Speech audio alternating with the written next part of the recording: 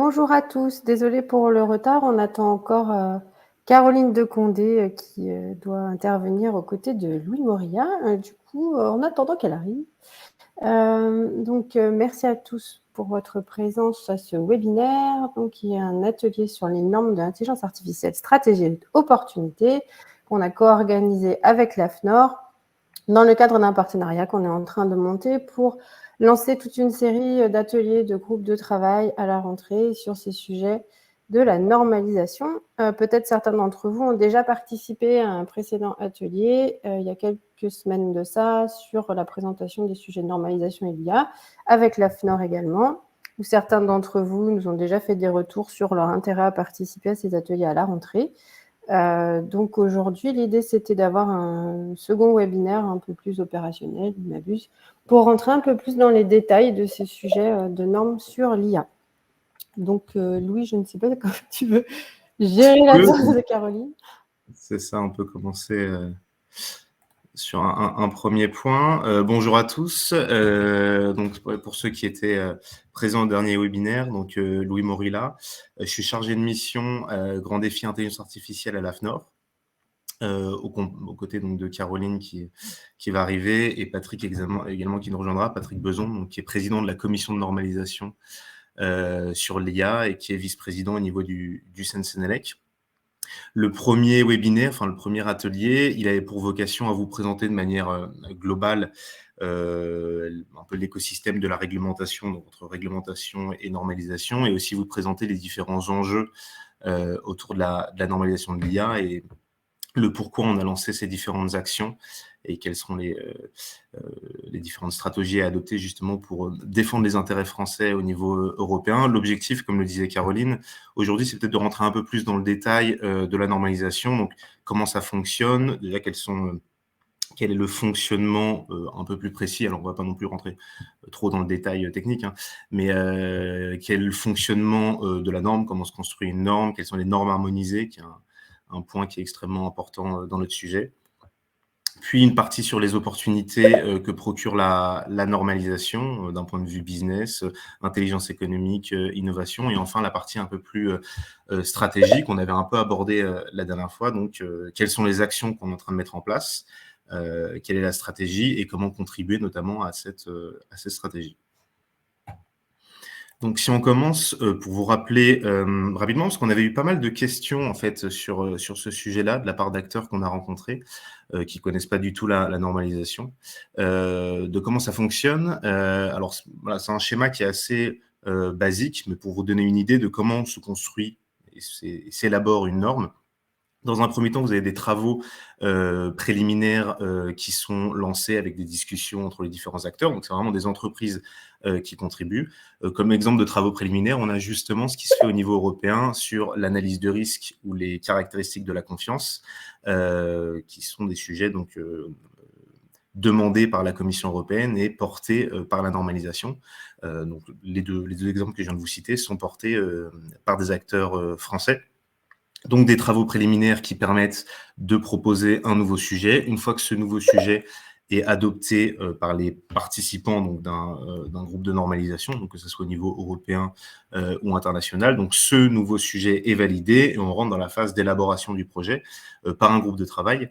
Ce qui est important de comprendre ici, c'est que l'élaboration de cette norme dans un groupe de travail, c'est vraiment le rôle des experts, donc des entreprises, des institutions, des chercheurs, etc., d'élaborer la norme. Donc, disons que c'est le créneau extrêmement important sur lequel on essaie de mobiliser le plus d'acteurs français possible. Parce qu'un petit détail qu'on avait abordé au dernier webinaire, c'est que finalement, quand un projet de norme est élaboré, il n'y a pas tant de participants que ça. C'est que vous pouvez avoir des groupes avec 50 personnes qui contribuent. Et finalement, sur ces 50 personnes, vous n'avez que 5 acteurs vraiment influents qui contribuent vraiment de manière concrètes. Donc, vous comprenez que sur des sujets stratégiques, des sujets d'intérêt, finalement, en étant actif dans les travaux de normalisation, vous pouvez faire partie des 5, 6, 7, 8 décideurs d'une future norme sur le marché européen ou mondial. Donc, l'opportunité, elle est assez grande, assez méconnue aussi, puisqu'on a toujours l'impression que c'est quand on commence à connaître un peu la normalisation, on a l'impression que c'est toujours des masses de participants venus du monde entier, etc. Mais finalement, les actifs sont assez restreints. Donc, c'est toute l'opportunité d'être actif justement dans l'élaboration de la norme et de pousser ses intérêts. L'étape numéro 3, c'est l'enquête. Donc, ça veut dire que quand un projet de norme commence à être bien construit et qu'il est, disons, finalisé, il est soumis à une consultation publique, donc au niveau des différents pays représentés dans l'organe de normalisation, donc au niveau européen, les pays européens, et au niveau international à l'ISO. Donc, il y a des votes qui vont être mis en place. Théoriquement, c'est une voix par pays, mais parfois, il y a certaines pondérations. Donc, on ne va pas rentrer dans le détail, mais globalement, ce qu'il faut retenir, c'est quasiment une voix par pays. Et la voix, elle est portée par les délégations nationales. Donc, typiquement, au niveau de la France, c'est l'AFNOR qui va faire la représentation, la délégation nationale, avec les acteurs français, donc tous les acteurs français qui vont se déplacer et qui vont à chacun se concerter pour savoir quelle voix donne la France en fonction des projets de normes. Donc là, c'est la partie un peu plus politique, parce que vous comprenez bien que pour pouvoir voter des normes ou faire des commentaires sur certaines parties du projet. Cela nécessite parfois de faire des alliances avec d'autres pays pour avoir une voix plus forte, etc. Donc, avant, on avait la partie expert vraiment technique des entreprises. Dans un second temps, il y en a une partie un peu plus politique et qui est encadrée par l'AFNOR, justement pour guider ces votes et pour réfléchir à une stratégie. C'est vraiment la dimension stratégique à ce moment-là. Et après, en point 4, une fois que ces votes ont eu lieu, il y a une consolidation, évidemment, des petits détails éditoriaux ou techniques qui peuvent être mis en place, et un projet final pour savoir si la norme est validée. La norme est publiée in fine, et quelque chose à savoir, c'est que tous les 5 ans, il y a un examen systématique de cette norme pour savoir si elle est confirmée, c'est-à-dire si elle est revotée, remise à jour, si elle est révisée, qu'il y a un changement, ou même si elle est retirée. Je vois que Caroline est arrivée. Et même savoir si la norme est retirée. Donc, c'est un enjeu qui peut être aussi important, parce que voilà, un cycle de 5 ans, vous imaginez bien que sur des sujets stratégiques, finalement, quand vient l'heure de l'examen systématique, on fait appel aux mêmes experts qui ont contribué évidemment à la norme, mais parfois ces derniers ils ont changé, les différentes entreprises ont changé, etc. Donc ça peut être l'occasion de remodifier la norme. Donc disons qu'il y a un second tour d'enjeu qui vient juste après. Donc voici le panorama un peu de l'élaboration d'une norme, assez simplement, mais voilà, pour comprendre un peu comment sont positionnés les différents acteurs sur tout ce cycle. Donc voilà, entreprise de travaux préliminaires, les experts hyper importants pour rédiger le projet, et après une partie un peu plus politique encadrée par l'AFNOR pour pouvoir voter sur l'élaboration des différentes normes. Ce cycle-là, c'est plus ou moins le même en fonction du niveau européen, Sensenelec, et niveau international. Il y a quelques petites différences, mais grosso modo, c'est le même fonctionnement, évidemment, donc avec des acteurs différents et des potentiels aussi à alliances, partenariats différents en fonction des sujets. Donc voilà pour l'élaboration d'une norme classique. Maintenant, si on passe sur un cas un peu plus détaillé, donc les normes harmonisées qu'on avait pu avoir l'occasion de discuter un peu la dernière fois. Donc, c'est un élément qui est intéressant à comprendre si vraiment on veut rentrer dans le champ de l'IA au niveau normatif. Pour vous faire un point sur les normes harmonisées, en fait, c'est une démarche qui date à la base de 1985 et qui a été mise à jour depuis. Il y a d'ailleurs une nouvelle stratégie qui a été poussée par l'Union européenne il y a quelques mois. Donc en 1985, il y a ce qu'on appelle la nouvelle approche européenne. L'idée, c'est de créer une articulation entre réglementation et normalisation pour pouvoir harmoniser le marché européen, le marché unique.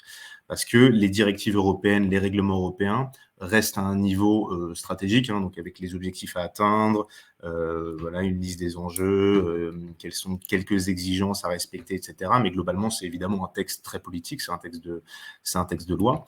Et dans ce cas, la normalisation arrive en soutien pour préciser les déclinaisons techniques, pour permettre l'interopérabilité de la technologie en question à travers les différents pays de l'Union européenne. Donc en fait, cette nouvelle approche, c'est ça, elle conjugue la réglementation, disons plus politique, et la normalisation qui va être plus technique, avec pour but d'harmoniser le marché européen, ce qui permet donc de poursuivre les buts de l'Union européenne, mais aussi d'être plus fort au niveau international, parce qu'évidemment, un marché uni et unique permet d'avoir plus d'influence si on veut exporter ce modèle à l'international dans différentes régions. Donc ça permet aussi d'avoir une attitude plus plus proactive dans l'influence normative qu'on peut développer. Donc, ce qu'on peut comprendre, c'est comment fonctionnent ces normes harmonisées. Alors, c'est pas spécialement rare, puisque 20% des normes européennes sont des normes harmonisées. Et disons que les normes harmonisées portent sur les sujets considérés comme stratégiques par l'Union européenne. Donc, c'est vraiment des sujets où on considère qu'il y ait une harmonisation sur le marché unique. Et c'est le cas de l'intelligence artificielle. Comment ça fonctionne? C'est que la Commission européenne publie son règlement, sa réglementation, et fait une requête de normalisation. On appelle ça comme ça, une requête de normalisation auprès des organisations européennes de normalisation, donc le CNCNLEC et l'ETI, même si c'est un peu différent, mais sans rentrer dans le détail. Donc une requête de normalisation en 10 points. On va en reparler un peu à la suite, vers la fin de cette présentation, parce que ça correspond vraiment à notre stratégie. Mais dans le cadre de l'IA, voilà, il y a 10 points de normes harmonisées où la Commission européenne dit que pour soutenir l'AI Act, il faut des normes sur la cybersécurité, la transparence, l'accuracy, l'évaluation de conformité, etc., etc. Donc un certain nombre de points qui sont d'ailleurs assez exhaustifs. Et pour cela, les organismes de normalisation répondent, donc font une réponse commune à la Commission européenne, donc pour mettre en place ces normes pour soutenir la réglementation. Un élément aussi à noter, c'est que ces normes-là, donc qui répondent à la requête de normalisation, peuvent être créés de zéro par les organismes européens, mais on peut également reprendre des normes internationales et les décliner, donc des normes déjà existantes. Donc il y a plusieurs approches différentes. Un point qui est important à comprendre, c'est qu'évidemment, la législation, la réglementation, elle est obligatoire, alors que les normes harmonisées ne le sont pas, elles ne sont pas contraignantes. Mais de fait, comme elles incarnent les spécifications techniques de la réglementation, elles confèrent une présomption de conformité. Donc, elles ne sont pas obligatoires, mais disons que c'est l'outil le plus facile et le plus efficace pour être conforme à la réglementation. Donc, il faut vraiment le voir comme un style de to-do list validé par la Commission européenne pour respecter une réglementation en vigueur. Donc, disons que c'est un outil qui est assez important, et donc, même s'il n'est pas contraignant à prime abord, finalement, il s'impose un peu de facto sur le marché européen, comme on a pu le voir dans d'autres cas de normes harmonisées. Donc, on reviendra de manière plus détaillée sur la liste, la requête de normalisation par la suite, justement, pour vous montrer comment on met en place notre stratégie. Mais voilà, ce qu'il faut comprendre sur les normes harmonisées, c'est que dans tout l'écosystème de la normalisation, c'est un cas un peu particulier, puisque c'est un des rares cas où il y a vraiment une articulation entre réglementation et normalisation, et qui est vraiment ce support des normes envers la réglementation. Donc, une fois avoir posé ce contexte donc sur le fonctionnement de la normalisation et sur ce cas des normes harmonisées, ce qu'on voulait aussi vous présenter aujourd'hui, c'est la dimension, un peu les opportunités de contribuer à la normalisation. Je vous ai parlé un peu au début de la dimension stratégique, évidemment, pour pousser des normes qui correspondent aux valeurs françaises ou européennes, mais il y a aussi des opportunités très métiers, très business, qu'il est important de comprendre, parce que ce n'est pas forcément évident pour tout le monde, les bénéfices concrets de la normalisation que nous remontent plusieurs entreprises qui y participent. Et je vais laisser peut-être Caroline dérouler un peu cette partie. Oui, bonjour à tous. Alors, effectivement, on pensait important, on a beaucoup parlé du cadre réglementaire sur l'IA, les normes qui arriveront en appui de la réglementation, mais on voulait aussi parler peut-être un peu plus des opportunités des normes en tant que telles, parce qu'il y a beaucoup d'opportunités business pour les entreprises. Alors peut-être un rappel rapide, souvent on parle des brevets, donc la protection de la technologie, donc ça c'est un des axes des entreprises en termes d'innovation. Après, il y a aussi toute la valorisation des technologies par les normes. Donc on en a déjà un petit peu parlé. L'utilisation des normes comme levier de déploiement des travaux de R&D. Alors effectivement, les normes sont clés pour pouvoir diffuser la technologie. Alors surtout, là on est vraiment pour l'intelligence artificielle, sur ce qu'on appelle les technologies un peu en rupture. Donc, il pourrait y en avoir, évidemment, il y en aura d'autres qui vont arriver dans les années qui viennent sur le numérique. Donc, ça veut dire qu'on est vraiment au début des normes. On parle, que ce soit à l'ISO ou au CEN, on est au début des normes de l'intelligence artificielle. Les normes sont en cours d'élaboration. Donc, ça veut dire aussi qu'il y a beaucoup d'opportunités. Il y a des risques aussi. Alors, des opportunités, effectivement, parce que tout reste à écrire et les normes ne sont pas rédigées. Donc là où certaines technologies, il y a des normes qui existent depuis de nombreuses années qui cadrent le marché, mais c'est difficile d'agir et de transformer ces normes existantes. Là, tout reste à inventer. Donc, il y a des superbes opportunités à ce niveau-là. En revanche, effectivement, ce qu'on voit dans le numérique, peut-être par rapport à d'autres secteurs, c'est que entre le moment où l'innovation se développe, la recherche, le temps de la recherche et le temps de la mise sur le marché, ça va très, très vite. Donc, c'est pour ça qu'il faut se positionner extrêmement vite sur les normes pour s'assurer qu'effectivement, les innovations technologiques sont diffusées par ce biais. Voilà. Bon, il faut rappeler que les normes, effectivement, servent souvent aussi des appels d'offres internationaux, hein, donc d'où l'importance pour les partenaires extérieurs. Et ça cadre les relations entre un prestataire et un acheteur au niveau international. Donc, c'est très important de pouvoir mettre sa technologie, ses innovations dans les normes, qui deviennent donc une référence internationale.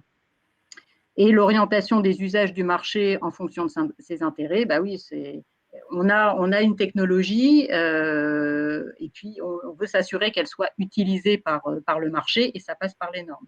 Alors, il y a un aspect aussi important, je pense, à souligner par rapport à l'évolution aussi au niveau de l'Union européenne, c'est qu'on était peut-être plus, ce que je disais tout à l'heure, sur des normes très technologiques par le passé. Maintenant, on s'oriente vers des normes de performance. Les normes qui sont rédigées sur l'intelligence artificielle, on est sur des normes de performance. Donc, on va évaluer les produits, les systèmes d'intelligence artificielle. Ça passe aussi par une analyse de risque. Donc, et ça doit aller vite aussi. Donc, c'est pour ça que les acteurs doivent s'engager à avoir conscience de l'importance des normes, parce qu'il faut accompagner au mieux aussi l'aspect, la Commission européenne et l'aspect institutionnel, pour qu'ils poussent vraiment que cette nouvelle architecture de normes de performance, qui représente aussi une formidable opportunité pour les entreprises et pour leur accès au marché et pour faire évaluer leurs produits et surtout en avance de phase par rapport à d'autres concurrents, ça, c'est très important de comprendre ça. Donc, on est sur un autre type de normes maintenant qui arrive en Europe, notamment sur le numérique, mais porteur aussi de beaucoup d'opportunités. Oui, tu voulais rajouter quelque chose? On passe. Vas-y. Oui, peut-être rajouter un élément sur l'appréhension du marché et notamment suite à ce que vient de dire Caroline sur l'évolution un peu en termes de normes qu'on peut observer. C'est que c'est des retours qu'on a de la part de participants aux commissions de normalisation. C'est que finalement, même en ayant une démarche, une participation juste passive, parlons même pas d'une participation active, juste une participation passive, ça permet aux entreprises un peu de confronter leur technologie ou en tout cas de jauger leur technologie en fonction de l'état de l'art. Parce que dans les différentes commissions de normalisation, donc que ce soit l'IA mais pas que, et ben en fait, notamment, je pense à une start-up, elle peut se retrouver dans un tour de table avec des grosses entreprises qui sont reconnues au niveau technologique. Donc, il y a toujours un intérêt extrêmement fort de voir si sa technologie va dans la bonne direction. Est-ce qu'on est sur le bon marché? Est-ce que la technologie, justement, est vraiment particulièrement disruptive par rapport à ce qui se fait, etc. Donc, c'est quand même une bonne manière de jauger la pertinence et le marché futur de sa propre technologie. Et c'est un élément qui nous remonte. Voilà, Oui, alors les outils d'innovation et d'avantage concurrentiel. Alors, oui, en amont, effectivement, donc la norme comme un outil d'intelligence économique et de veille technologique sur le secteur visé. Oui, parce que quand on élabore une norme, on est au contact de ses pairs, on va dire, au niveau français, mais aussi au niveau international. Donc, en général, les innovations, les nouvelles technologies se retrouvent très vite dans un écosystème normatif, que ce soit par le biais d'un autre pays ou d'un concurrent. Donc, il y a vraiment un intérêt à suivre les échanges normatifs au niveau international. Donc, ça rejoint la compréhension des technologies concurrentes.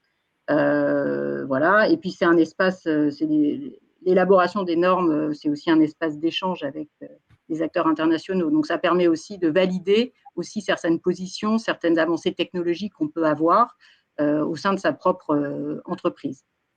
Donc, le positionnement des produits ou services comme référence du secteur, bon, bah, ça, oui, c'est en particulier, effectivement, quand on a un cadre réglementaire fort, puisque ça permet Ça permet d'avoir un cadre réglementaire avec des normes en appui. Ça permet de positionner ces produits en avance de phase quand on est contributeur effectivement actif et qu'on suit l'élaboration des exigences sur les normes. Donc, le positionnement des produits et des services comme des références du secteur. L'orientation de la norme en fonction de ses intérêts stratégiques, bien sûr. Donc, la norme, elle est comment dire, il y a un marché qui se décide, mais c'est la norme effectivement qui va faire qui fera aussi le marché. Donc il est impératif il est très important de pouvoir pousser ces technologies et ces orientations stratégiques dans les normes. En aval, développer une approche stratégique facilitant l'accès au futur marché, l'anticipation et le positionnement avant la certification.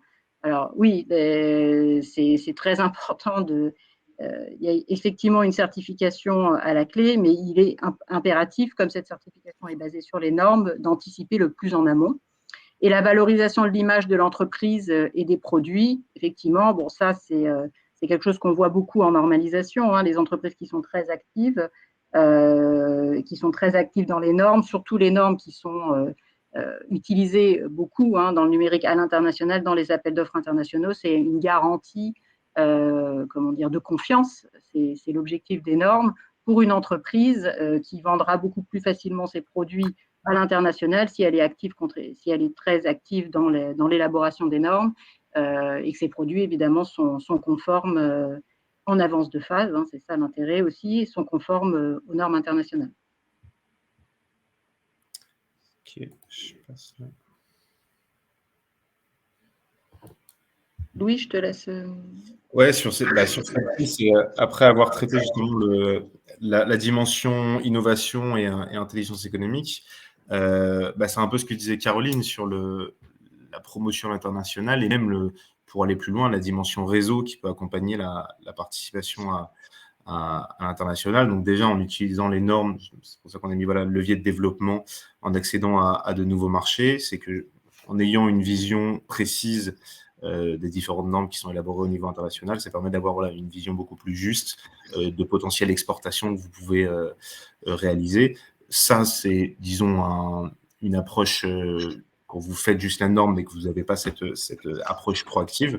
Mais le deuxième point, c'est vraiment ça, c'est que en mettant en place un environnement normatif sur une technologie, par exemple au niveau européen, pour reprendre ce qu'on disait même au début, et bien finalement, si l'environnement normatif est solide et performant, vous pouvez l'exporter dans certaines régions du monde, dans certains pays qui sont dépourvus de cet environnement. Donc en fait, il y a une vraie notion d'export de la normalisation auxquelles les entreprises peuvent contribuer, bien évidemment, dans leur intérêt. Donc ça, c'est un élément qui est assez marquant, et surtout aujourd'hui où la normalisation est beaucoup plus décloisonnée qu'il y a quelques années, et où il y a de plus en plus de partenariats qui sont mis en place avec différents pays. Donc il y a un vrai sujet là-dessus. Et enfin, les derniers points, c'est vraiment sur la dimension réseau. C'est que c'est aussi un point sur lequel on aimerait insister dans la participation à la normalisation. C'est le côté où finalement, notamment au niveau international, les différents partenaires avec qui vous êtes en contact permet à chaque entreprise de développer son réseau d'influence et de pouvoir signer des partenariats, nouer des accords, etc. Et c'est quelque chose qu'on voit finalement beaucoup dans les différents travaux qui sont mis en place, et que ça permet d'avoir un réseau et un œil dans les différents pays, donc dans les différents marchés. Donc c'est un point qui est extrêmement important justement pour se promouvoir à l'international. Je ne sais pas si tu veux compléter quelque chose, Caroline. Non, c'est bon pour moi. Ok, dans ce cas-là, une fois qu'on a... Est-ce qu'il y a des questions, peut-être ? Oui, n'hésitez pas si vous avez des questions en direct. On tâchera d'y répondre. Sinon... J'en vois pas pour l'instant. Ok. Dans ce cas, voilà, une fois avoir présenté un peu, c'est toujours bon de rappeler les opportunités que procure la normalisation, parce que voilà, de sortir parfois de l'image trop technique qu'on peut avoir et vraiment insister sur la dimension business en fait de la normalisation. Ça nous permet d'enchaîner sur donc l'IA de manière beaucoup plus précise, ce qui est en train d'être fait, donc si vous voulez contribuer, et la stratégie aussi adopter vraiment le contexte des réflexions qu'on pousse de notre côté. Je vais laisser Patrick vous présenter ce volet-là. Oui, bonjour à tous. Donc, les normes pour les React, comment ça va se passer? De manière très pragmatique, la Commission européenne va faire des demandes de normalisation aux organismes de normalisation européens, hein, ce qu'on appelle Standardization Request. Et on a eu, il y a un peu plus d'un mois, un projet de la prochaine demande de normalisation de la Commission européenne. Cette demande de normalisation va porter sur 10 points. Vous avez sur l'écran les 10 points. Donc, la première partie, c'est tout ce qui est risk management. On va gérer les risques, on va évaluer les risques d'un système à base d'IA. La deuxième partie va traiter de tout ce qui est finalement qualité des datasets, essentiellement pour l'apprentissage du machine learning. La troisième partie, c'est tout ce qui est enregistrement de données. La quatrième, c'est tout ce qui est transparence de l'information. Une cinquième sur la supervision des systèmes à base d'IA. La sixième, alors accuracy, il y a différentes traductions. Ça peut être précision, performance, bon, ça reste à préciser. Septième, sur la partie sur la robustesse des IA, la huitième sur la cybersécurité, la neuvième sur la qualité, le management de la qualité, la dixième sur l'évaluation de conformité à toutes les exigences réglementaires et techniques. Voilà. Alors cette demande de normalisation a priori devrait être envoyée officiellement, on pense à l'automne. Voilà. Elle va être suivie par une deuxième demande de normalisation après la signature de l'AI Act, qui confirmera celle-là et probablement, peut-être, on ne sait pas, la complétera en fonction des échanges au niveau politique. Plan suivante. Voilà. Donc, aujourd'hui, le CNCNELEC, l'AFNOR, enfin les organismes de normalisation européens et internationaux, surtout européens d'ailleurs, essayent d'anticiper l'arrivée de cette demande de normalisation et on est en train de construire une feuille de route. Alors, quelles sont les normes qui vont pouvoir répondre à cette demande de normalisation et donc soutenir le futur AI Act. Alors, on a mis 6 blocs. Là. Le premier des blocs, c'est terminologie. On a un problème dans le monde de l'IA, c'est avoir une terminologie stable et partagée par tous. Donc, on a 2 normes de terminologie, une sur l'IA en règle générale et une autre un peu plus ciblée sur le machine learning, qui vont préciser un certain nombre de termes. Ces normes vont être publiées très prochainement à l'ISO IEC. Ils vont probablement être reprises au niveau européen. Quand je dis reprise, c'est adopté tel quel. Il y a ensuite une série de normes sur les risques. Alors, il y a une norme ISO en cours de rédaction sur les risques, la norme 23894, qui donne des principes, mais qui n'est pas particulièrement opérationnel. Et donc, on envisage au niveau européen de la compléter par une norme sur AI System Risk Catalog and Risk Management. Donc, l'ambition de cette norme, c'est d'être beaucoup plus opérationnelle que la précédente. On va également avoir une série de normes sur tout ce qui est management. Donc, management de la qualité, donc ça va être l'ISO 9001, une surprise pour beaucoup. Il y aura l'ISO 27001 qui va répondre notamment aux besoins de cybersécurité. Et puis, il y a cette nouvelle norme sur le management des systèmes pour l'IA qui est en cours de développement, qui s'appelle l'ISO 42001. Donc là aussi, il faut se préparer à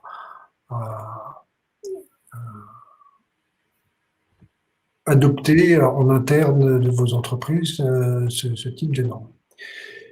Après ça, des normes sur ce que j'appelle les caractéristiques de la confiance. Alors, vous savez, une caractéristique de la confiance, c'est toutes les caractéristiques qu'on évoque régulièrement, l'IA explicable, l'IA transparente, l'IA robuste, l'IA faire, voilà.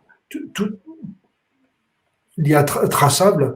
Toutes ces caractéristiques de la confiance, on met les mots, mais on ne sait pas vraiment ce qu'il y a derrière et il n'y a pas de métrique, ni de contrôle, ni de capacité d'évaluation. Donc, il y a un certain nombre de travaux qui sont effectués au niveau de l'ISO sur les caractéristiques de la confiance. Il se trouve qu'aujourd'hui, le sentiment au niveau européen, c'est qu'il y a beaucoup trop de normes au niveau ISO sur le sujet. C'est confus, il y a beaucoup de manques. Voilà, il y a des sujets qui ne sont pas couverts, tout ce qui est supervision de l'IA, sujet pas couvert. Il manque des critères d'évaluation.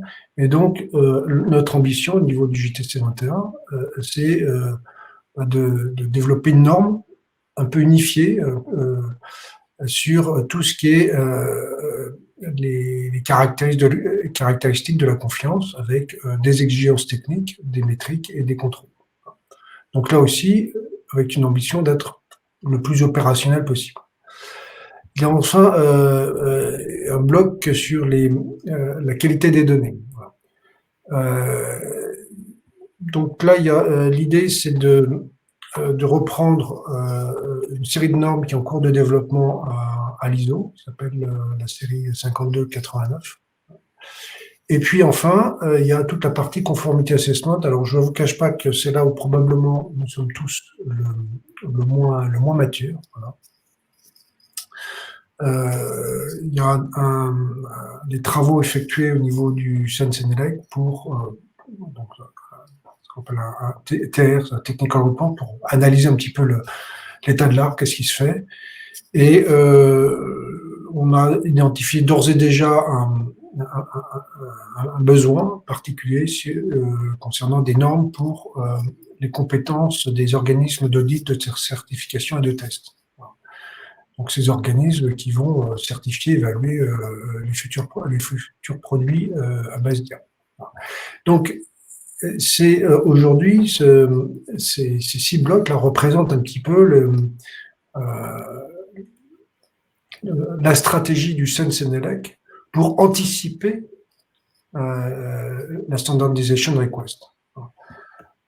Bien entendu, plus vous commencerez à vous habituer à cette stratégie et puis surtout aux éléments qui sont identifiés, bien finalement, plus tôt vous serez prêt et vous aurez éventuellement un avantage compétitif par rapport à d'autres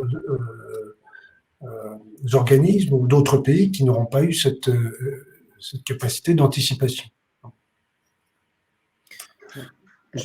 Patrick, ouais. Oui. Oui, il y a 2 questions. Oui, alors, oui, la partie horizontale, la partie verticale. Alors, l'ambition européenne, c'est d'avoir, au travers de l'AI Act, une approche horizontale. Voilà. C'est-à-dire que la vision qui est partagée par beaucoup, c'est que l'IA, finalement, c'est un sujet qui est très transverse. Il n'y a pas les technologies sous-jacentes et les concepts sous-jacents à l'IA ne sont pas spécifiquement aéronautiques, ferroviaires, maritimes. Voilà. Et donc, la Commission européenne souhaite avoir un socle commun le plus fort possible. Alors effectivement, moi, je suis parfaitement au courant des activités qui se passent dans le domaine aéronautique. OK, j'ai d'ailleurs regardé pas plus tard qu'hier le projet de norme. Cette articulation entre secteur et puis approche horizontale, il va falloir qu'elle se fasse. Alors, La bonne nouvelle, c'est que d'après ce que je vois, on est très loin d'être orthogonal. Enfin, il n'y a pas de mystère non plus. Par contre, ne serait-ce que sur des arguments, des points terminologiques, peut y avoir des divergences. Voilà. Et je pense que les Eurocay, puisque là on parle d'Eurocay, Eurocay serait bien inspiré de prendre très rapidement les deux normes de terminologie que j'ai mentionnées là et faire en sorte que il y a déjà un alignement sur ce sujet. Voilà. Alors, je ne sais pas si ça va induire beaucoup de modifications, mais il y a une chose qui est sûre, c'est que si cet alignement ne se fait pas maintenant, il sera beaucoup plus douloureux plus tard. Et il ne faudra pas que les normes qu'il y ait des incohérences entre les normes. Après ça, sur certains processus particuliers, il y aura des spécificités sectorielles, c'est clair. Mais ces spécificités sectorielles, elles vont être quand même assez marginales. L'explicabilité de l'IA, c'est l'explicabilité de l'IA. Il n'y en a pas une pour l'automobile et une pour l'aéronautique. Pour rester sur le sectoriel, il y a une question sur le secteur de la santé, justement, comment faire le lien entre les normes applicables aux dispositifs médicaux et la nouvelle normalisation de l'IA. Est-ce que ça complète? Est-ce que ça remplace? Comme je l'ai dit, il y aura cette approche horizontale qui va s'imposer au niveau européen et qui va faire tache d'huile, hein, parce que la capacité, la force de l'Europe, finalement, c'est d'être capable d'exporter ces normes. L'Europe est le premier marché mondial. Et puis, ce sera aussi le premier marché qui va réguler l'IA et qui va demander des certifications d'IA. Donc, il y aura probablement, un peu comme le RGPD, il y aura une capacité d'influence sur les autres pays. Et ce qu'on pressent, c'est qu'il y aura un alignement progressif de tout sur ces futures normes horizontales. C'est pas une garantie, mais c'est quand même une tendance forte et c'est une ambition surtout de la Commission européenne. Donc, mais il faudra qu'on soit vigilant effectivement quand il y a deux règlements, qu'il y a deux règlements qui se télescopent en fait. Oui. C'est un bon point. Oui, non, mais moi j'en discute régulièrement avec la Commission européenne de ce problème d'harmonisation, ne serait-ce que terminologique, conceptuel. Je pense que, mon sentiment, c'est que sur le cœur de ce tronc horizontal, si je puis dire, cette démarche horizontale, la Commission européenne sera extrêmement rigoureuse, exigeante.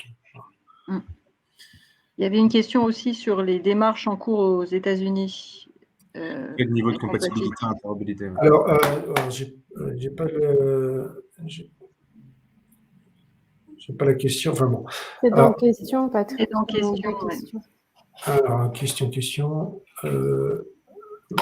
Oui, d'accord. Alors, aujourd'hui, la Commission européenne nous a demandé d'échanger avec les Américains dans le cadre de ce qu'on appelle le TTC, Technology on Trade Council. Alors pour ceux qui savent ce que c'est une organisation Europe-États-Unis. Et dans le cadre de ce TTC, il y a un groupe de travail sur la normalisation, notamment sur la normalisation de l'IA. L'ambition, ce qui nous a été demandé par la Commission européenne, c'est de travailler avec le NIST à l'établissement d'une roadmap, une feuille de route conjointe Europe-États-Unis en matière de normalisation. Donc l'ambition, c'est vraiment d'être aligné le plus possible avec les Américains. Alors on pressent qu'il y aura peut-être quelques petites divergences, mais l'idée, c'est de les réduire au maximum, voire de faire en sorte qu'il n'y en ait pas. Moi, j'ai d'ores et déjà invité les Américains, donc notamment le NIST, à participer au groupe de travail du CEN en matière de normalisation.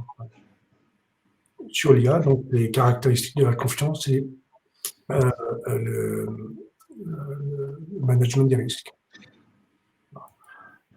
Donc, je pense qu'il y a cette volonté politique, au moins, d'avoir une compatibilité avec les Américains et voir une démarche commune au niveau ISO et EC, parce que le NIST est quand même un des acteurs en matière de normalisation de l'IA à l'ISO. Le NIST est très actif à l'ISO, donc tous ces acteurs échangent entre eux. Enfin, les Américains contribuent à l'ISO. Donc oui, je pense qu'il y a vraiment quand même une logique d'interopérabilité qui va se mettre en place entre différentes organisations.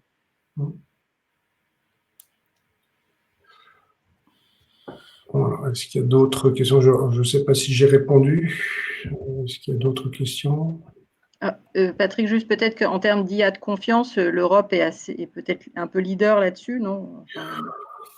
Oui, la confiance, oui. Alors, la confiance, tout le monde en parle, mais aujourd'hui, elle n'est pas vraiment définie. Donc, tant qu'elle n'est pas définie, on utilise des termes un peu dans le vague, hein, dans le flou.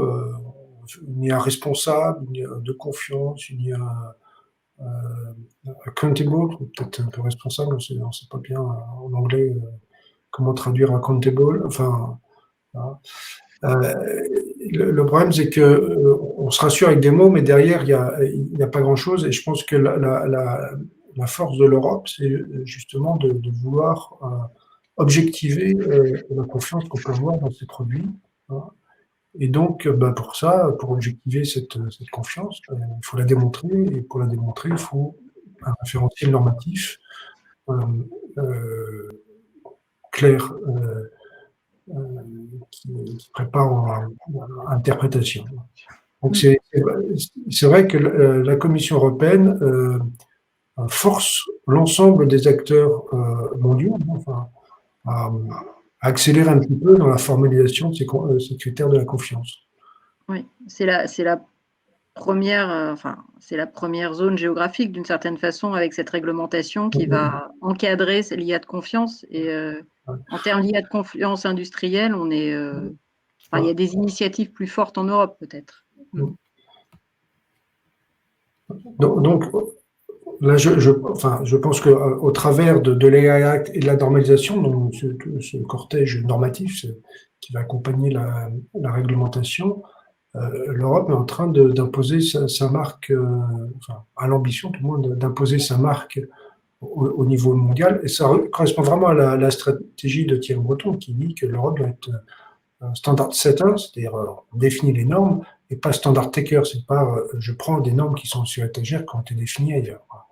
Donc il y a une vraie ambition politique derrière, de réglementation, de régulation de l'espace numérique, dans un cadre de souveraineté qui est technologique, numérique, et la normalisation est reconnue comme un des axes stratégiques pour récupérer notre souveraineté.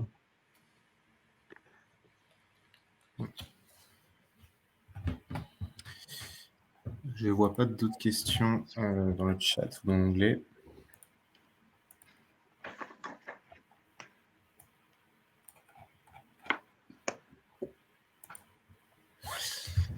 Okay. Donc, on peut peut-être passer sur les prochaines étapes. Donc, comme présenté au dernier webinaire, donc dans le cadre de notre partenariat avec UpFranceIA, l'objectif est de mettre en place à partir de septembre une plateforme, un portail de la normalisation de l'IA qui s'adresse, j'ai envie de dire, surtout à ceux qui ne maîtrisent pas la normalisation, qui ne connaissent pas particulièrement son fonctionnement, mais qui ont des choses à dire sur la définition et la mise en place d'un écosystème normatif sur l'IA. L'objectif de ce portail, c'est notamment à travers des ateliers, donc des ateliers thématiques sur plein de sujets, d'ailleurs, on peut créer des ateliers en fonction des différents besoins que vous nous remontrez. Donc, par exemple, sur le Green AI, sur l'évaluation de conformité et le marquage CE, il y a beaucoup de questions sur ce sujet-là, sur l'analyse de risque et même sur des sujets plus purement thématiques, à savoir, par exemple, les territoires numériques, data space, la question des communs numériques, même de la souveraineté numérique, etc., qui sont des sujets étroitement liés. Donc, l'objectif, c'est de mettre en place ces différents ateliers pour réfléchir ensemble, pour que les différents participants remontent leurs besoins, fassent leur retour d'expérience, etc., pour qu'on puisse aboutir à voilà, quelques idées, quelques préconisations qu'on pourrait transformer, qu'on pourrait utiliser pour alimenter les travaux normatifs, donc par la CNIA, au niveau de la Commission de normalisation IA au niveau français, au niveau européen, etc. L'objectif, c'est vraiment voilà, d'aller chercher les différents besoins de tous les acteurs, donc de tous les domaines. Donc, plus les acteurs sont différents, plus les recommandations sont pertinentes. L'idée, c'est donc voilà, de mettre en place une remontée des besoins de la part de tous pour pouvoir être les plus précis possible dans notre stratégie et dans les différentes actions qui vont être mises en place. Donc, ça va se traduire par des ateliers donc, en ligne ou physique et par une mise à disposition d'un certain nombre d'outils donc, que vous découvrirez. Nous avions vu déjà qu'au dernier webinaire, on avait eu pas mal de contacts de personnes qui nous avaient sollicité. Donc, n'hésitez pas, Caroline ou moi, on a mis les adresses mail si vous êtes intéressés par ce portail et on se fera le plaisir de vous accueillir. Voilà. C'est ça, je crois que la dernière fois, on a eu une petite dizaine de retours. J'avais refait un mail, donc ça prend forme. Donc, effectivement, de toute façon, je vais refaire partir un mail en mettant Louis en copie. Hein. Donc, si vous êtes intéressé, vous pouvez vous manifester en répondant ou en nous contactant directement. Et dès qu'on a la première date de réunion fixée, on pourra donc vous inviter pour commencer à travailler sur les différents ateliers et identifier avec vous les sujets les principaux à aborder et qui vont vous aider à avancer sur ces sujets de normalisation. Okay. J'en vois un, par exemple, là, une question dans le chat sur la gestion des données de voix dans l'IA afin de respecter le RGPD. Typiquement, ça, c'est un sujet qui revient régulièrement. Déjà, l'articulation entre data et IA et du coup, l'environnement à mettre en place pour s'assurer de la conformité avec le RGPD et les autres réglementations. Donc, typiquement, c'est un sujet qui peut être remonté pour voir comment, à travers la démarche normative, on peut répondre à ces besoins et défendre les différents intérêts. Oui. Il est très important que vous puissiez comme le disait Louis, nous remonter vos besoins s'il y a des axes qui sont très pertinents pour l'industrie, les entreprises, les startups et vous voulez creuser davantage des aspects sur lesquels on n'aurait pas encore insisté. C'est très important que vous puissiez remonter vos besoins. Voilà. En ce qui concerne le lien entre data et IA, au niveau des organismes de normalisation, il est très clair. C'est-à-dire que surtout quand dans le contexte du machine learning, on peut pas dissocier la donnée de l'algorithme. Et ce qui induit des besoins sur la gestion de la qualité de la donnée. Il va falloir tracer la donnée, c'est-à-dire s'assurer d'où elle vient, si elle a été transformée, par qui, comment, est-ce que le résultat de cette transformation, de cette augmentation est de qualité et certifié. Donc, le cycle de vie de la donnée est au moins aussi important que le cycle de vie de l'IA. Donc, il y a un lien extrêmement clair et sans ambiguïté.